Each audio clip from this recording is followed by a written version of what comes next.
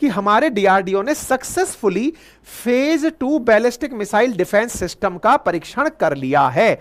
ये जो खबर बनी ये उस खबर के बाद बनी। किस खबर के? जब बालासोर से गांव खाली कराए गए। लेकिन फिर सवाल बना, ऐसा गांव खाली कराने की नौबत कैसे आई, क्यों खाली कराई गई? हर जगह जब ये लिखा हुआ है कि मिसाइल चली, अब ये मिसाइल चली और चल करके ये टारगेट पर मार करने के लिए मुड़ गई, तो फिर इस मुड़ी हुई मिसाइल को खाली क्यों कराया गया? बस यही खेला है। देखो ये जारी, सारा खेला बस इसी बात का है। यहां पर आप चलते हुए मिसाइल देख रहे हैं, ये मिसाइल चलती है और चल करके रास्ता बदल लेती है टारगेट पर जाने के लिए। आप सोचकर देखिए कि आपने जो प्रयोग किया है वो कितना घातक प्रयोग है। घातक क्या है कि हम लोग बैलिस्टिक मिसाइल को टारगेट करने का प्रयोग कर रहे हैं। अर्थात अगर अंतरिक्ष में या वायुमंडल में, आसमान में मिसाइल चल रही है और उस चलती मिसाइल को आसमान में ही मारना है। अगर आपने रामायण महाभारत देखी हो तो तीर को तीर से टकराने के लिए हवा में तीर टकराते थे और ब्लिंक की आवाज होती थी। लेकिन कई बार कोई दूसरा तीर रुक ना पाए तो भाई साहब वो आकर के उस व्यक्ति को भी तो लग सकता है। भाई जिसको आप निशाना बना रहे हो उस पर जाकर भी तो टिक सकता है।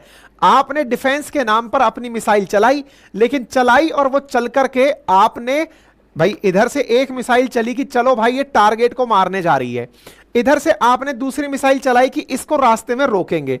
लेकिन सोचो इन दोनों का मिलन ना हो और ये रास्ता पलट करके बच के निकल ले और दूसरी जगह जाकर टारगेट को मार दे। बस सारा खेल यही था। खेल क्या था? खेल यह था कि एक तरफ से तो हमने मिसाइल चलाई कि जा भाई इसको जाकर के मारो। मतलब हमने क्या किया, अपनी तरफ से जो अब्दुल कलाम आइलैंड है ना, उससे तो चलाई पृथ्वी मिसाइल कि इसको मारना है, और इधर चांदीपुर से चलाई फेज 2 मिसाइल कि हां भाई पृथ्वी को रास्ते में जाकर मारो।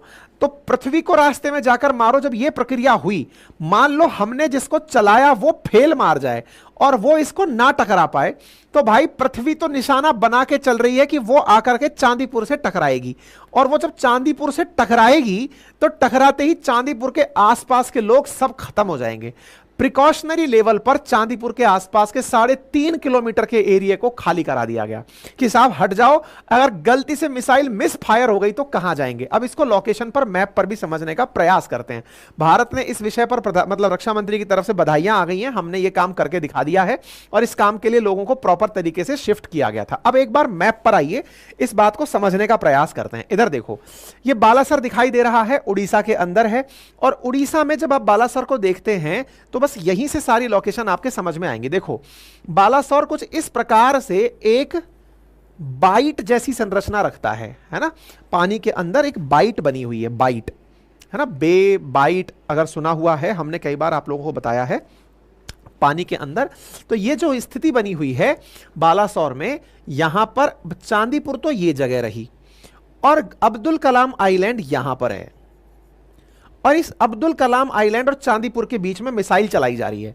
मान लो यहां से चलाई गई पृथ्वी, और पृथ्वी से कहा गया कि चांदीपुर पे जाके फायर करो, बोले चल दिया साहब फायर करने में। तो अब इधर से चलाया गया चांदीपुर से डिफेंस सिस्टम कि चलो भाई बचो और बच करके रोको इसको। ये चला रोकने के लिए, ये दोनों एक दूसरे से टकराकर रोक लिए। गलती से बेचारा ये ना चल पाता, क्योंकि तो हम ट्रायल ही कर रहे हैं, तो सोचो ना ये जाकर के इसको तहस नहस कर देता, और तहस नहस कर देता तो ये पूरा आसपास का सिस्टम जो है ना वो खत्म हो जाता। ठीक है, अब आप इसको मैप पर भी देख लो, ये बालासोर रहा, बालासोर के किनारे यहां पर चांदीपुर रहा, चांदीपुर के बाद में ये रहा अब्दुल कलाम आइलैंड, यहां से इसको टारगेट किया गया था। मैप पर अगर आप लोकेशन समझ गए तो अब समझ में आ जाएगा आसपास का एरिया क्यों खाली कराया गया। कोई सी भी मिसाइल जो है ना अगर वो गड़बड़ कर जाए तो चीजें फट सकती थी और आसपास के लोग मर सकते थे, इसलिए इसको खाली करा गया। ठीक है साहब, तो उम्मीद है कि अब आपको यह समझ में आ जाएगा हमने क्या परीक्षण किया है। तो हवा में उड़ा उड़ा के मारा है, एक को चलाया और दूसरे से टक्कर देकर के मार दिया। क्या करेगी ये मिसाइल? तो हमारा प्रयास ये है कि हवा में उड़ती हुई बैलिस्टिक मिसाइल्स को रोका जाए, पृथ्वी मिसाइल को चलाया गया। अब आपके दिमाग में एक बहुत ही लॉजिकल सा सवाल आना चाहिए, जब मैं खुद तैयार कर रहा था तब भी मेरे दिमाग में आया था कि यार फिर इतना रिस्क क्यों लिया, जनता को यहां से भगाने का रिस्क क्यों लिया? इससे अच्छा ये नहीं होता कि पानी के भीतर से यहां से ही, भाई पृथ्वी 2 ही तो चलानी थी, पृथ्वी 2 को ही तो मारना था, पृथ्वी 2 को मारना था तो पानी में से पृथ्वी 3 चला देते।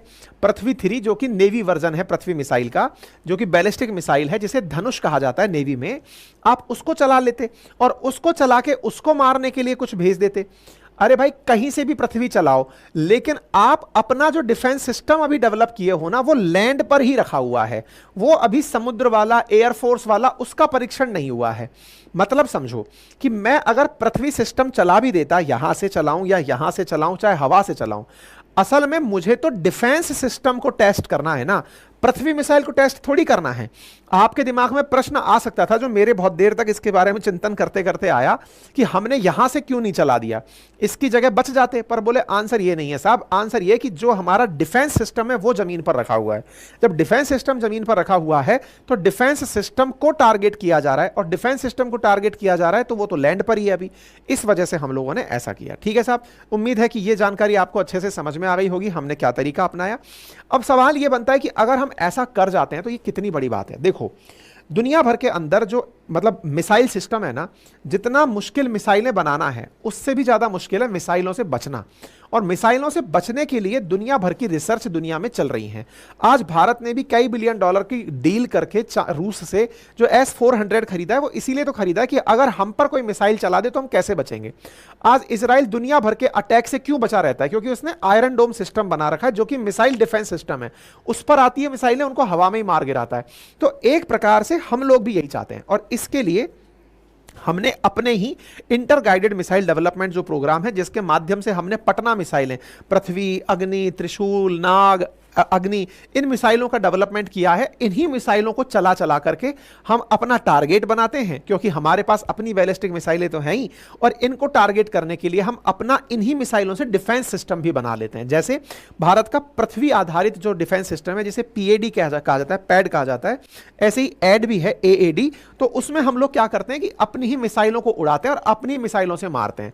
तो हमारे ये टेस्टिंग है जो डीआरडीओ लंबे समय से कर रहा है, और अगर ये कामयाब होता है तो हमारे लिए जो इतने बिलियन डॉलर खर्च करके रशिया से हमने S-400 लिया था, उसकी अब आगे जरूरत नहीं पड़ेगी। हम आत्मनिर्भर हो जाएंगे अपने डिफेंस के अंदर, इसलिए यह सारा प्रयास किया जाता है। ठीक है, सवाल बनता है तो सर इसका फायदा हमें किससे मिलेगा? ऑब्वियस सी बात है, अगर वॉर होता है तो चाइना के साथ कन्फ्रंट करने में हमें फायदा मिलेगा, पाकिस्तान के साथ हमें फायदा मिलेगा कि हमारे ऊपर आने वाले मिसाइलों को हमारा ही सिस्टम मार गिरा रहा है। लेकिन सर इस चीज को चेक करने के लिए चाइना वाले नहीं आएगा। देखो, रिपोर्ट मिली कि हम लोग जो है ना, वो टाइम से नोटम जारी कर देते हैं, मतलब नो फ्लाई जोन डिक्लेयर कर देते हैं कि साहब हमारे इस क्षेत्र से कोई ना निकले। तो भारत ने 19 से 24 तारीख के बीच में नोटम जारी किया हुआ था कि इस बीच में कोई भी बंगाल की खाड़ी में ट्रेवल ना करे। अब जब हमने नोटम जारी किया तो इस नोटम के जारी होते ही चाइनीज वेसल घूमने शुरू हो जाते हैं। चाइनीज रिसर्च वेसल्स जो आकर के जानकारी जुटाते हैं कि भारत वाले क्या कर रहे हैं, तो उसका पुराना डेटा निकल कर आता है कि चाइनीज रिसर्च वेसल 10 जुलाई के आसपास यहां से निकल दिया था, यानी कि यहां से होकर के मलक्का स्ट्रेट क्रॉस करके बंगाल की खाड़ी की तरफ चल दिया था।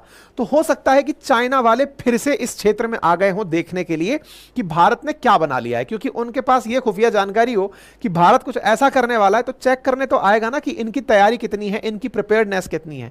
खैर जो भी हो, भारत ने अपना सक्सेसफुल परीक्षण कर लिया है, और डीआरडीओ के लिए डीआरडीओ को इस बात के लिए बहुत सारी शुभकामनाएं। ठीक है साहब, तो उम्मीद है आपको सारी जानकारी समझ में आ रही हो। और हां, पढ़ने लिखने वाले विद्यार्थियों को बार बार याद दिलाया जा रहा है, जिनको ठीक लगे अपनी पाठशाला पर जाकर